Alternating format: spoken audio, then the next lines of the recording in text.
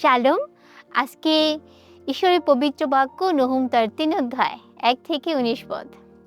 একটি জ্বলন্ত ও ধ্বংসপ্রাপ্ত শহরের দৃশ্য কল্পনা করুন, যেখানে অন্যায় আর অত্যাচারের চূড়ান্ত বিচার হচ্ছে। নিনবে ছিল তৎকালীন পরাক্রমশালী অসুর সাম্রাজ্যের রাজধানী। তারা ছিল চরম নিষ্ঠুর এবং অহংকারী। পদগুলো পর্যবেক্ষণ করলে কিছু বিষয় উঠে আছে। সেটা হচ্ছে রক্তপাত ও প্রতারণার শহর। নিনবে ছিল রক্তপাত এবং প্রতারণার শহর। ১ থেকে ৪ পদে নিনবে আজকে ঈশ্বরের মুখোমুখি অবস্থান নিয়েছে। ৫ পদ বলে, বাহিনীগণের সদাপ্রভু বলেন, দেখো আমি তোমার বিপক্ষ, আমি তোমার বস্ত্রের অঞ্চল তুলিয়া তোমার উপরে টানিয়া দিব।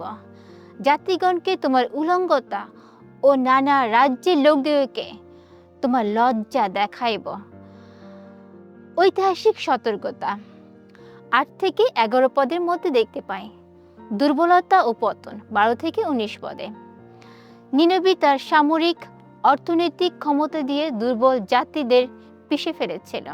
১ পদে দেখতে পাই। আজ আমাদের সমাজেও অনেক পদবী, টাকা বা শারীরিক শক্তির জোরে দুর্বলদের উপরে অত্যাচার করে। কর্মক্ষেত্র, পরিবার, সমাজে, মণ্ডলীতে আমাদের অধীনে থাকা মানুষের সাথে আমরা কেমন ব্যবহার করছি। ঈশ্বর আমাদের মনে করে দিয়েছেন যে ক্ষমতার অপব্যবহারের হিসাব তিনি একদিন নেবেন। ভবদি জোনার সময়ে নিনবের মানুষ ঈশ্বরের বার্তা শুনে অনুতাপ করেছিল এবং ধ্বংস থেকে বেঁচেছিল। কিন্তু নহুমের সময়ে তারা আবার তাদের পুরনো নিষ্ঠুরতা ও পাপে ফিরে যায়। আমাদের আত্মিক জীবনও কি এমন? আমরা কি শুধু কোনো সংকটে পড়লে অনুতাপ করি আর বাকি দিনগুলো আগের মতোই জীবনযাপন করি? নিনবের পতন আমাদের সতর্ক করে যে সামরিক অনুতাপ নয়, প্রকৃত পরিবর্তন দরকার।